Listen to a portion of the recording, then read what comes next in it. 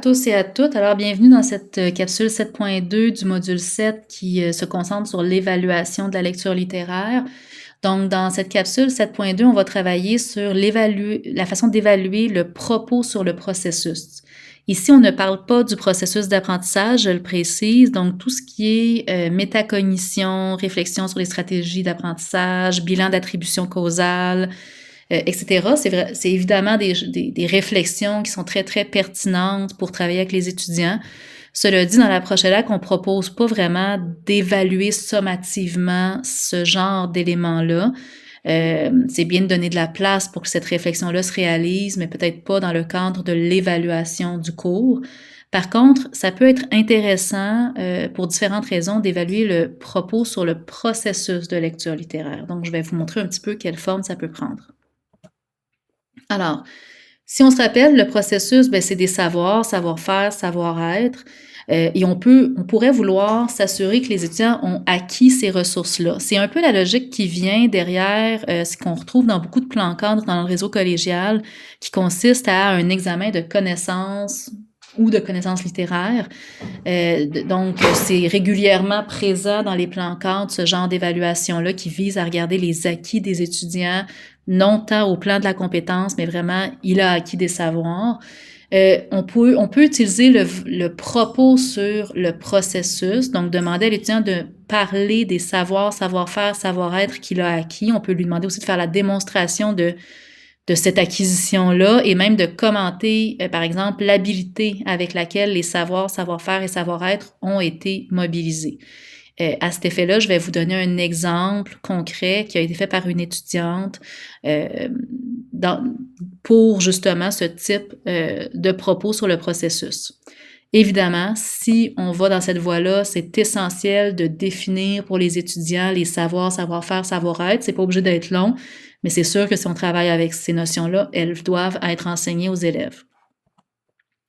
On pourrait, cela dit, s'éloigner des ressources, que sont ces trois sortes de savoirs-là, et vraiment travailler avec les postures de lecture. On pourrait demander aux étudiants d'observer toutes les postures de lecture, les actions clés qu'ils ont travaillées durant la session, et de dire avec quelle posture de lecture ils ont eu plus de facilité, plus de difficulté, même de regarder les critères de qualité, dire par exemple, un étudiant pourrait noter qu'il a eu de la difficulté systématiquement avec les critères, autant dans la posture personnelle que réflexive, qui sont relatifs à l'engagement, à l'établissement d'une relation avec le texte.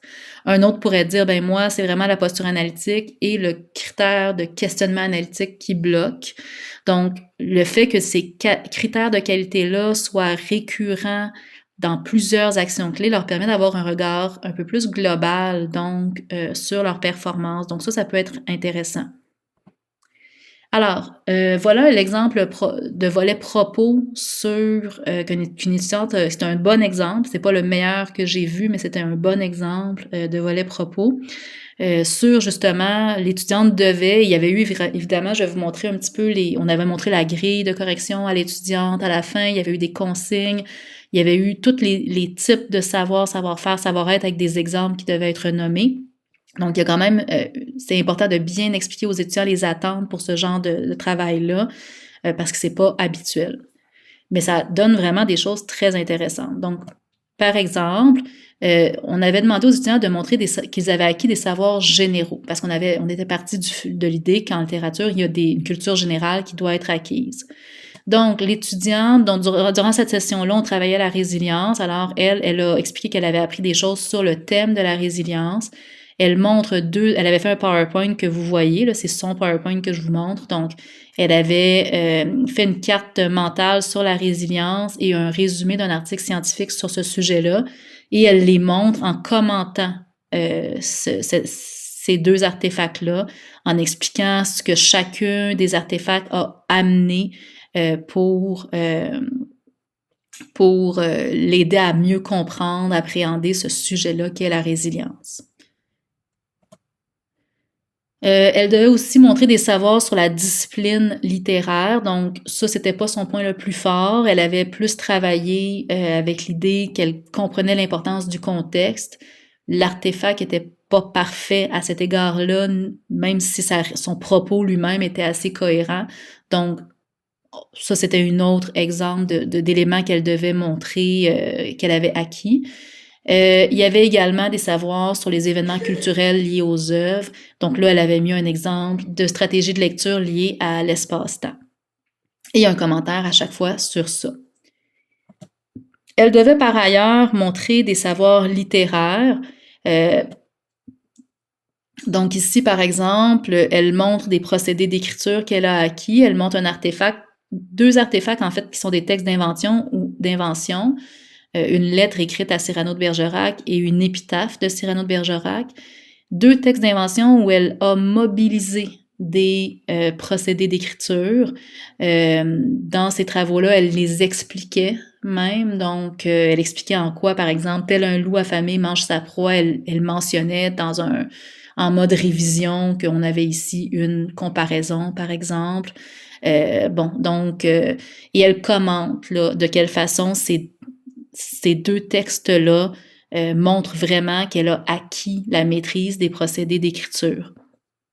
Ce qui est intéressant ici, c'est on est un peu proche du portfolio d'artiste, là, où l'artiste va choisir ses plus belles œuvres dans le but de mettre de l'avant ses talents. Donc, c'est une approche quand même assez positive.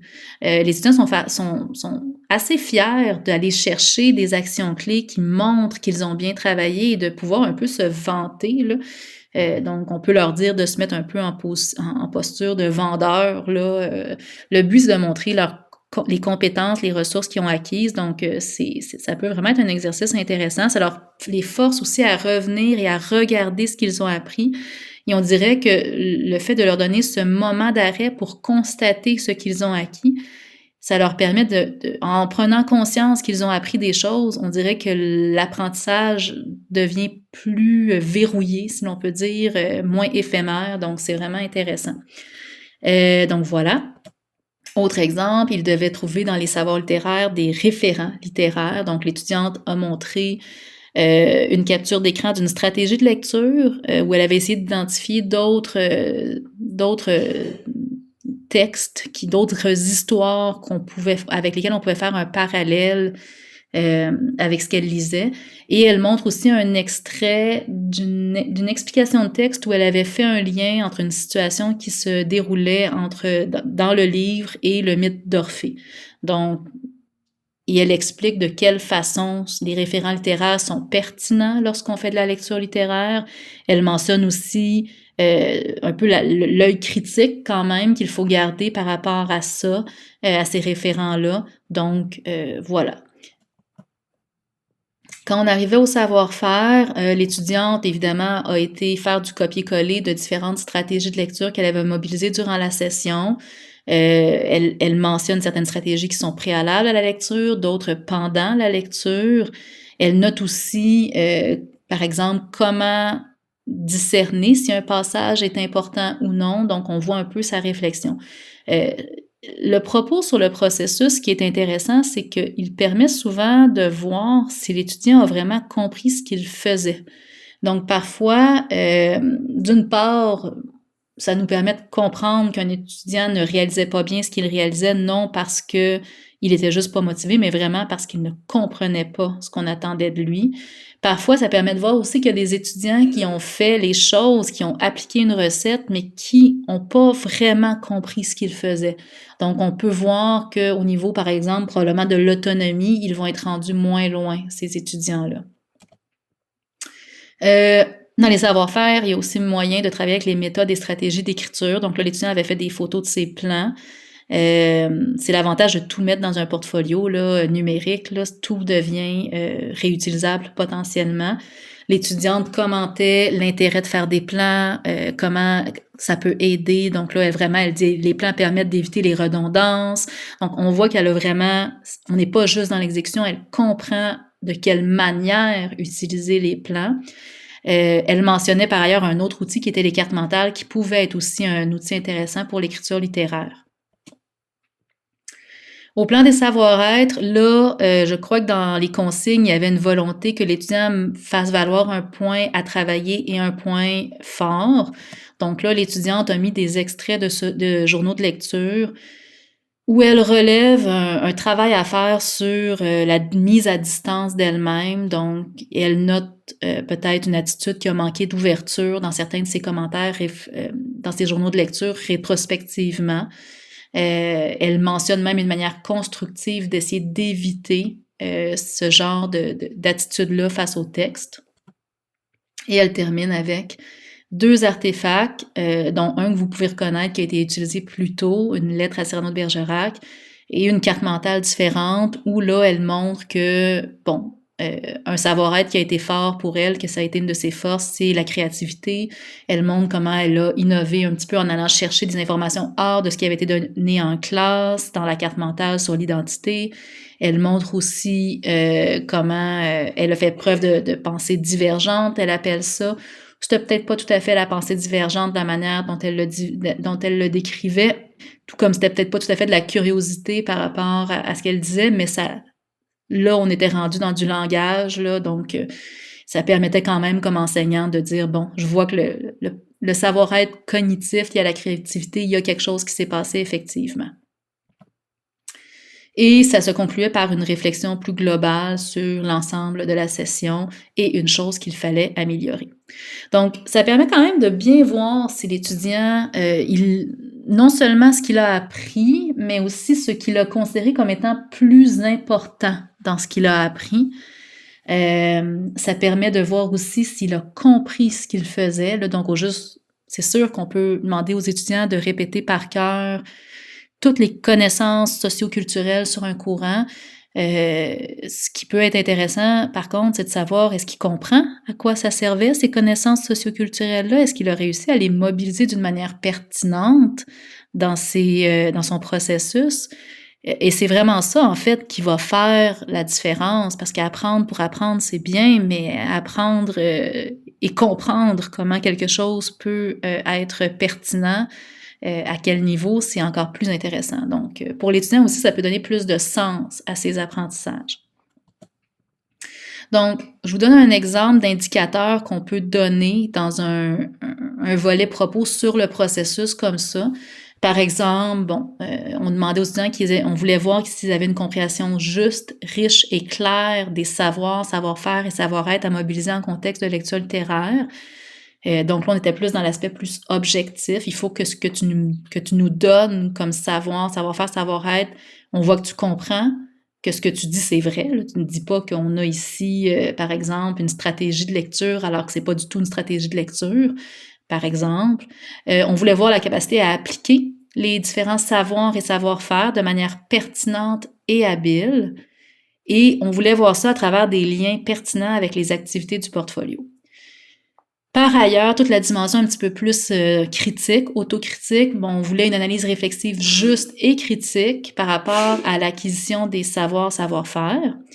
Mais on voulait aussi une analyse réflexive juste critique, et là, on a ajouté riche quant au rôle des différents savoir-être dans la mobilisation de la compétence de lecture littéraire. Donc, selon le type de savoir, c'est peut-être pas les mêmes choses qu'on va aller chercher. Et là, on pouvait avoir un exemple de grille descriptive, par exemple, 8 éléments ou plus des savoirs, savoir-faire ou savoir-être vus dans le cours sont présentés clairement de manière juste. Donc, vous mettrez pause et vous pourrez lire. Donc, l'étudiant avait eu vraiment beaucoup, en plus de ce que vous voyez, des critères de la grille de correction, des exemples de la grille descriptive, il y avait eu toute une liste. Le professeur avait fait un exemple de portfolio qu'il avait montré à la classe pour inspirer ses étudiants. Et il avait dit aux étudiants, ben faites 2-3 diapos, envoyez-moi-les, ou faites un plan de votre global, là, de ce que vous pensez mettre dans votre portfolio, et envoyez-moi-le et je vais vous valider si ça va bien, donc pour les rassurer, les étudiants, parce qu'ils sont pas habitués à faire ce genre de travail-là. Mais ça avait vraiment été très intéressant. Les étudiants étaient très fiers d'aller chercher dans leur portfolio des choses. Et en fait, je vous dis, ce volet propos-là, c'est certain que pour un étudiant qui a très mal travaillé durant toute la session et qui n'est pas venu chercher de l'aide, ben ça lui met un peu, ça le met face à son désengagement, mais d'une manière qui peut être positive, c'est-à-dire qu'il y a comme une prise de conscience que bon, il y a des choses qui n'ont pas été faites puis il n'a réellement pas acquis la compétence parce qu'il ne sera pas capable d'en parler. Au-delà des artefacts, moi j'ai déjà eu un étudiant qui m'avait dit j'ai pas vraiment fait le processus durant la session, mais je suis capable de défendre que j'ai acquis des savoirs, savoir-faire, savoir-être. Bien, on peut dire à l'étudiant, d'accord, ben, tu vas perdre des points parce que tu n'as pas d'artefact, mais tu peux t'essayer. Ce n'est pas insoluble comme situation. Il n'y aura peut-être pas tous les points, mais il va en avoir plusieurs. Mais généralement, les gens qui veulent faire ça sont pas capables, en fait, de réellement expliquer les choses. Mais si la possibilité est là, donc si on a peur de trop pénaliser l'étudiant parce qu'il n'a pas travaillé dans son processus, c'est quand même une option à avoir en tête, c'est possible. En même temps, on est cohérent. Si on définit la lecture littéraire comme un processus où il y a un engagement du sujet lecteur dans une interaction, ben, si tu as une compétence en soins infirmiers où on doit s'occuper du patient, où il y a une interaction avec le patient, l'élève qui ne va pas voir le patient, ben, n'aura pas acquis la compétence.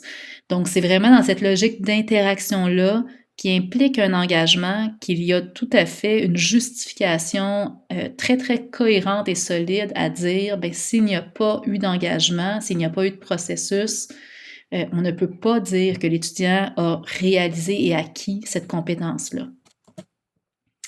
Donc, dans tous les cas, l'important avec les portfolios et l'évaluation, que ce soit l'évaluation des processus ou du propos sur le processus, c'est dès le début, donc je pense que je vous ai déjà montré cette diapo-là dans un autre module, mais je le refais pour clore toute cette question de l'évaluation du processus ou du propos sur celui-ci. Donc, l'importance d'être clair quant aux raisons d'être, pourquoi vous décidez de faire ça. Non, ce n'est pas pour les torturer.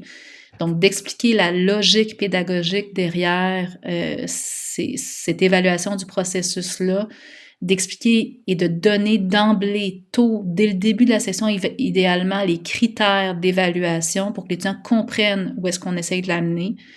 D'être très clair aussi par rapport aux objectifs des micro-tâches, donc des actions clés qu'on donne. Donc, il y a les actions clés toutes seules qui ont elles-mêmes des petits objectifs et il y a le processus dans l'ensemble qui, lui, est en quelque part l'incarnation du processus de lecture littéraire.